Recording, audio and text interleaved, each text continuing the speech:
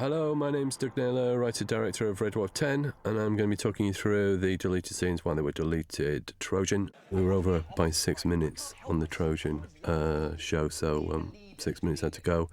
This is a little bit that was originally in... actually, this was the first scene of the show originally. We made it the second scene. And this was just a little bit where Rimmer was ordering Crichton around and asked him to move a bit of rubbish from one chair to the other, and then asked him to move him back to precisely where he was before, just because he loved ordering him around so much. Next scene, next deleted scene is when we originally wanted to have the ship on board the ship. That was the Trojan, and they walked towards the Trojan. They brought it on board. And then this scene, there are two parts to this scene. The first bit is a continuation of the Stairmaster runner with Craig on the phone. And we just felt there was kind of too much Stairmaster runner. Although, having said that, I think he delivers it really well. And obviously it's based on personal experience, this whole damn frustration on the phone thing. Droid, sir, where if one droid collects information, they never pass. And also the second part of this scene is a dyslexia sequence for Rimmer, where he basically had a failed plan where he went to the computer to try and persuade him to give him an extra time note so he could resit his exams and have more time to pass them. And this is, first of all, him getting the idea from Lister when Lister explains that he was or is dyslexic. To vessel delivery, sir. Don't put me on. Lister, would you turn that damn thing off? I'm trying to revise. What's the point of doing your Astros? Why beat yourself? So we go into this now. A little conversation about education. And I did like this as a runner, actually. I like the whole extra time note idea and the fact that Rimmer would use it to get extra time for taking off bras and just generally use it in his life. And I just thought that was a really great Rimmer idea. Extra time note. If I had an extra time note, I'd get it out everywhere. What, like parallel parking? Parallel parking, people watching, I get out my note. Taking a woman's bra off? Taking a woman's bra off. Starting to panic, I'd get out my note. What could she say? I'd have my note, signed by a doctor. I'd get a whole extra few minutes before she could start tutting. This was a set that was not really a whole set. Lots of white walls, and Michael's idea was to project the computer onto the back wall, which was a really nice idea, but I think it fought a little bit the comedy premise of the scene, which is this really insignificant little computer that Rimmer could not defeat. And I think we maybe lost a bit of this. Also, my favourite line from the whole scene was Rimmer reading the exit sign. And then when the audience didn't laugh at that, I thought, oh no, this clearly tells me it's not working. I don't think it's offensive in any way to people who are dyslexic. We are obviously really concerned, with the dyslexia subject, that we didn't want to offend anyone. And everyone I know, actually pretty well everyone I know has or knows someone who's dyslexic. And obviously it's not related to intelligence in any way. And that was really the point we were making was Rimmer's ignorance. And I think, we didn't really cause any offence, and it didn't need to be cut for offence reasons.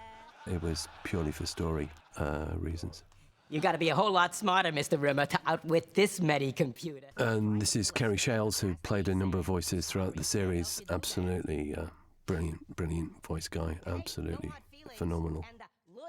Very much like Mr. Barret. I think we all know the answer to this. This is a placer, again, just to let you know where this scene would have gone, which is this scene. So that was the original idea. It looks like we're in space. We pull out, and in fact, we're in the cargo bay. And all they've done is open the cargo bay doors. And so when Howard comes on board, it will appear to him that they're on a ship in space, when in fact, they're still on Red Dwarf. And then we had this little walk where Rimmer couldn't remember which side was port and which was starboard. And he's has to work that out, so he's able to show Howard around the ship. I've only got one. This was the original ending. There was that's where we go out shortly after this in the show, but there was more, and I just felt, oh, look at Crichton's eyes, look so painful and poorly. I just felt this was too cruel. It was just horrible, and I wasn't sure whether it would work because it was so horrible. I'm thinking stumbled. I mean, a hurl to me is much more like, whereas a stumble, which is what he did, is more, and I definitely think a was involved. What about his light be? We can't just leave it. Well, he's not bothered. What's the big deal? Crichton can clear him up next time he mops the floor.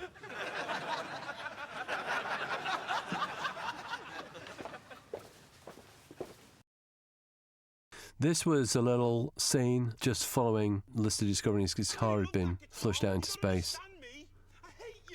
And the massive laugh really was on Rimmer's face, and we needed to cut it to get the show down to time.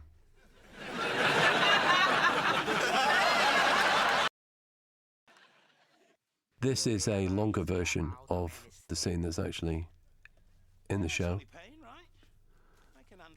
There's some cuts in this, and again, it was just to hurry the story along.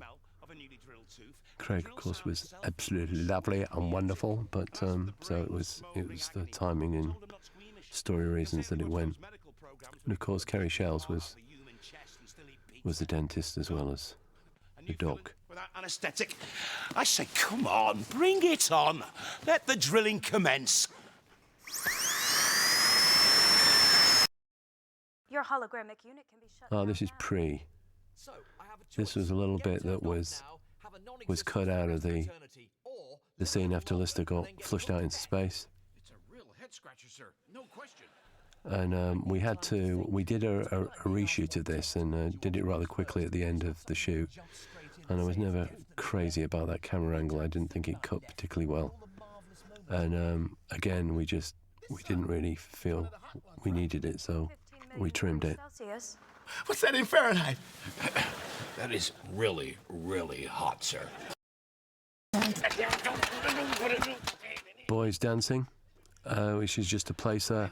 This was a little scene that was cut, Hey, your dad was in here. basically referring to Lister's dad and how he used to play the guitar, which was a recall of that third scene from the start of the show. And again, there was just a top on this that we didn't feel was necessary. Lister signing up for his robotics course. Lemons. So here's the first time we meet Jesus of Caesarea. I'm sorry? And the original idea was that they don't get it first time when they do the Jesus. And they go back to talking, and then Lister says Jesus again, and we have the same old joke, basically, but it didn't really work, and it just made it look like they would have to be so kind of dumb not to work out what was going on, that we just cut the whole repeat thing and just got on with the story. And again, it was a show that was quite long, and we didn't really miss it. Although I do think it's kind of fascinating that horses didn't have horseshoes in 23 AD. They conquered the world without horseshoes. That's quite remarkable. No way. Perhaps we could pray our way out of this, or better. So there was a little baptism swimming gag in here that went. We just didn't feel we needed We've it. got time to go swimming. The door's going. And also with the door being slammed, it was a sort of limit to how long they could bang on that door and not break in. Now this was actually, I don't quite remember why we cut this lemons and bags. I really like this line, but there must have been a very good reason for it, and I can't remember why. Then there's another line here which is kind of on the nose. Don't really need it. Who's giving that speech? Well, you've had a couple of good ceilings out of it, sir. Not really fair, probably.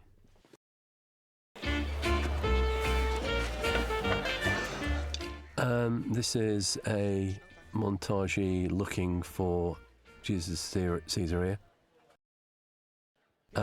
Didn't need it.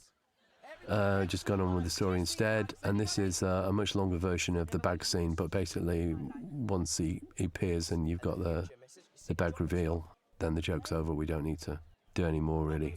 So it got cut. I can't believe that we're doing the deleted scenes and I haven't moaned about the food at all. I just want to rectify that at this point. The food just sucked. Have I said that before? It's absolutely massive. It's a monster. A large chicken doner combos. Entangled. This is a little... How do you even eat it, Crichton? It should come in Yeah, that line was cut. I really like that line because I think they should come in with instructions when they're absolutely huge. But anyway, it went. Game? Like I'm some kind of thing to be lost in a poker game? And this is the reveal scene of Lister losing Rimmer in the poker game. I thought I was really in. I had 3 5s. How can I not win with 3 5s? 3 5s isn't that good, sir. Which is why I didn't gamble much. Just him. Yeah, the audience kind of laughed in the wrong place there, and Danny had so many kind of big laughs in that scene, we didn't feel he'd mind if we lost that little one. Really use it much anymore. This was quite a lengthy little bit in the first in the sequence with the Beggs, where Rimmer comes completely out of character. Instead of pretending to be an idiot, he then joins in the conversation. And I did think it was kind of quite an interesting idea that you do have a spoon of destiny. It's like a bit of keep fit equipment that you use it for a couple of days and then get bored and never use it again. Well, according to the scan, research tells us... So here we are in the lift going up to Error. ...wrong are combined to make a right. The DNA... And this was restaged in different parts. When we had Blue Midget, we did part of this in the Blue Midget scene just to break up all the exposition. But when we recorded the actual show, we were really keen to get the audience reaction on it so they understood where they have the story, and also to discover where the laughs were or weren't. So as a consequence, we wrote all the lines on a board because we didn't have quite the rehearsal time on the script. If you look at the documentary, it will tell you the full terrible story of the drama involved in the show. And so all Crichton's lines were written just above the door behind the camera here. So we were able to get through the scene quickly because there was also a big emergency. We had to shoot the chimp right after the scene. And the chimp was quite a number. He had a hairdresser, his own particular hairdresser, who used to comb his hair before every take and actually give him a parting, which I had to point out that most chimps don't have partings. And could she go in and muss it up? And she didn't like mussing up. She liked the chimp with the parting.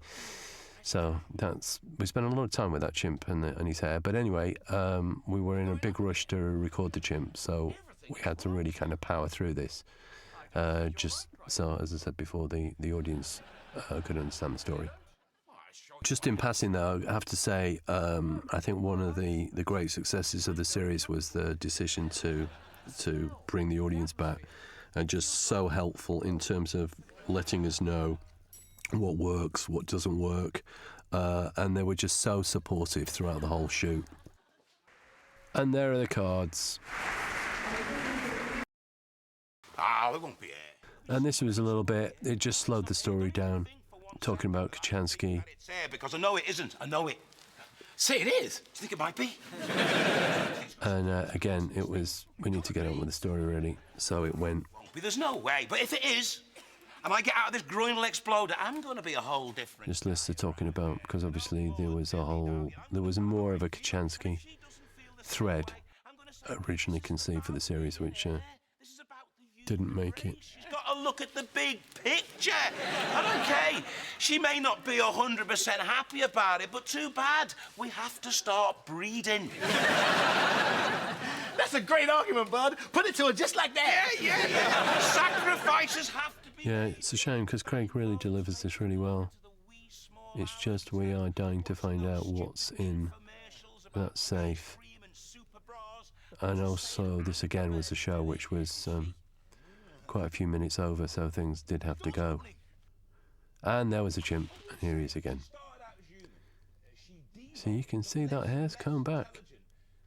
Bit of bro cream in it, I think. Presidents of FIFA before finally... Oh yeah, that was an absolutely shameless contemporary joke. This woman she must be. Which was wrong, but felt so good at the time. Chat, hey, help me get this ball buster off. Dear Dave. Now, this was a scene that went. It was going to be a little thread throughout the show, and it was shot at the time they were doing the first miniature shoot, and I was sort of being semi-consulted and slightly horrified at the same time about what was going on, and I was always in the wrong place. So when they set the cameras up for this scene, I was over at the miniatures, and then when they shot the miniatures, I was never there. So it was just, it wasn't good. And the other beats of this story just weren't good enough really to keep it. So when we came back to do a rewrite and rework the show, this was one of the things that went. But again, the guys are absolutely terrific in it. It's just me. It's all Lister's fault. You're on report for this. Hey, look at this. When I get matching drapes, it's gonna look awesome. This is, we did various scenes on green screen. We came back after the wrap and did some new scenes, and this was one of these scenes. So that explains the green. And this is the full, glorious execution of Chris's Subutio training, which he really went to town on. And obviously, although it's absolutely wonderful, we couldn't use 5 minutes of Subutio training. And this is the scene, and we just thought it might be quite interesting for you to see the scene that you've seen in the show, but just see it in the green screen environment. And looking at those green screens, they don't even look like they're ironed, but hey, in the end, it worked and got us out of a whole heap of trouble. Hit them. Madge the Scudder, better look out. An e-post from the JMC onboard. We had a tiny studio. The boys came back. And we knocked off about 5 or 6 scenes. JMC, sir, proposing you to be awarded the... and told a slightly different story to the original story, and one I think that was stronger. Really? I just want to talk about the food again. We had a menu, and on the menu every day was sausage roll and chips. Now, I haven't had sausage roll and chips ever, but I reckon the only place to have sausage roll and chips would be like school dinners. But we had it, no, it was 4 days out of 5 it would be on the menu. This was done, we had a rehearsal day before we shot it, which was where we were able to, we used stand-ins and work out where the cameras were, and we also had a machine called Mix and Overlay. They've looked into your actual service record and have... So we were able to take the plate shots that we'd shot halfway through the series if we needed to use this technique to go back and reshoot anything. So we had the plate shots, and then we were able to use stand-ins, and then with the overlay machine just check that it worked and fitted and would edit, and it did. Third technician, the same as Lister. There'll be no one but you. The overlay guy was Spindle, that was his name. It was absolutely brilliant, really helped us through this whole sequence, because it is a bit of a mind nutter. Very difficult for the cast because they've got a table and 2 chairs and that's it. So they've got to just trust you that this will turn out to look like the sleeping quarters later. And I think, you know, it did. It did. On my way, sir.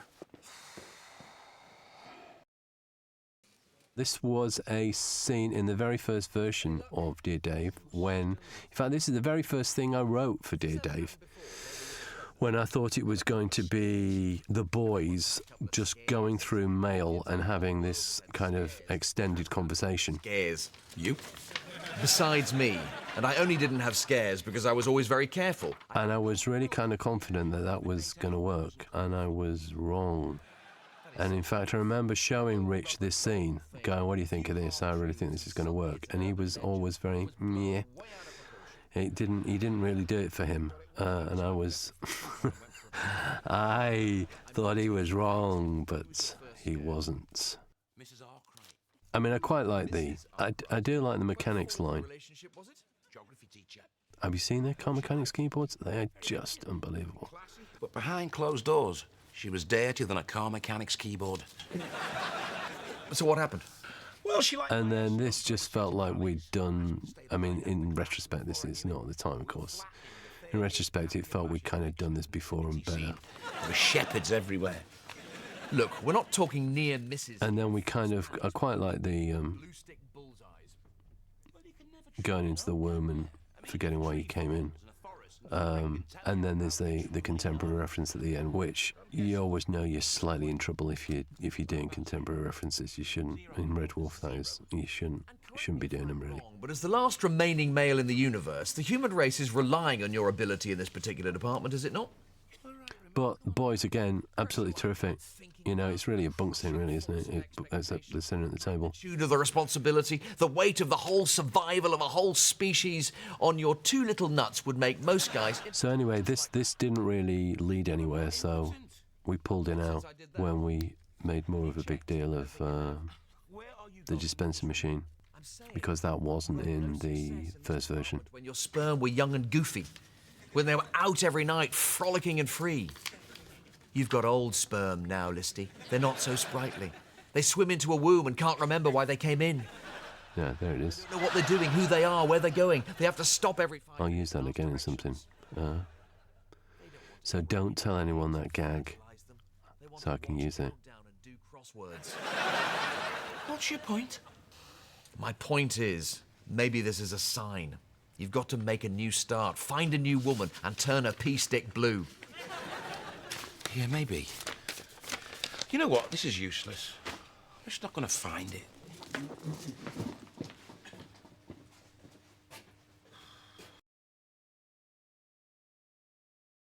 The beginning. I think there's some running around scenes. Oh, okay, this is the boys leaving the ship. Just that's a little line from Dan. There's a boarding party rampaging through the... And then we felt it was a waste not to... This is in the gantry above the studio. And it just seemed to match the ship, the colours, the rusty red. And we felt we've got to shoot there at some point. And so we shot that scene, but then we didn't really need it, so it went.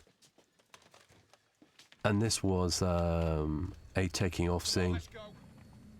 And again, that show was quite long.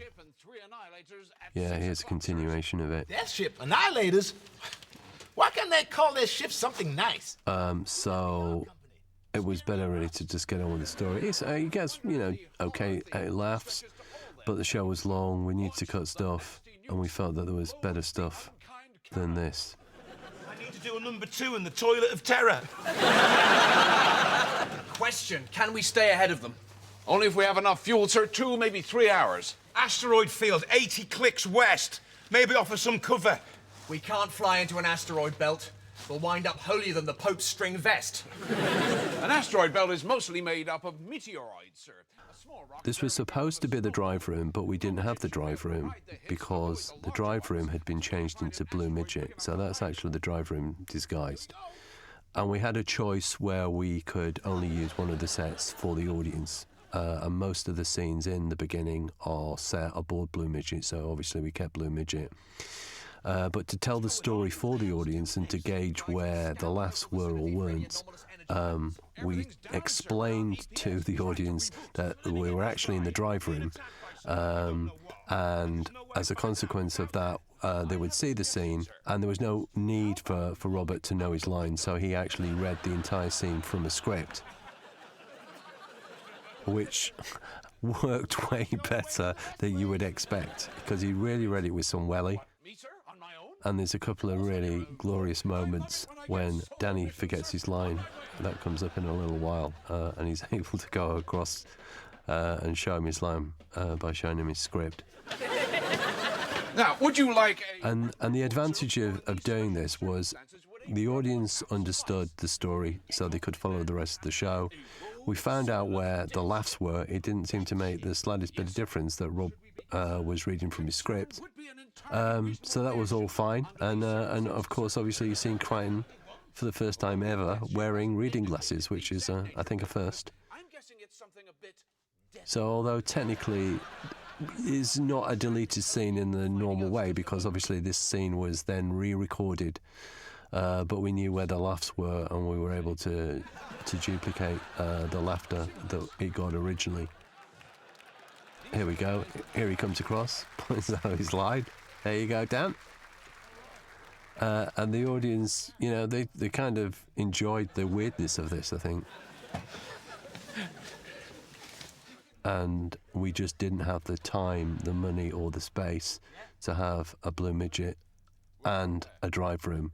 And it was actually one of the reasons why we didn't have Starbuck in the series. We just couldn't afford to have another set of that kind of complexity, especially one where we had to duplicate something that was really, really hard to duplicate and very expensive. So we thought Blue Midget would be the way to go. So, not me then. Excellent. We've said it, you know, lots of times, just how easy it was for the boys just to drop back straight into character.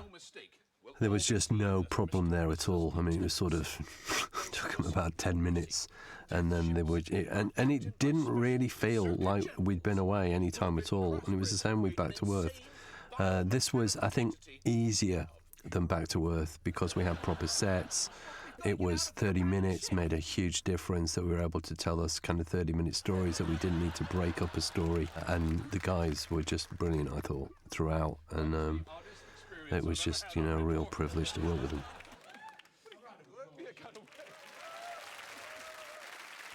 And there's the scene.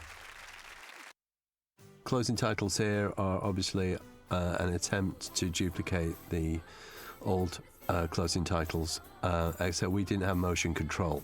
And motion control is basically a computer-operated camera that's able to duplicate the exact same moves over and over and fly really, really close to the model. Now, back in 1988, we were able to afford that technology, but today it costs even more and we can't.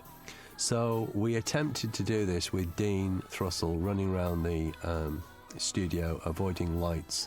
And you see a really good shot of him actually shooting this on the documentary.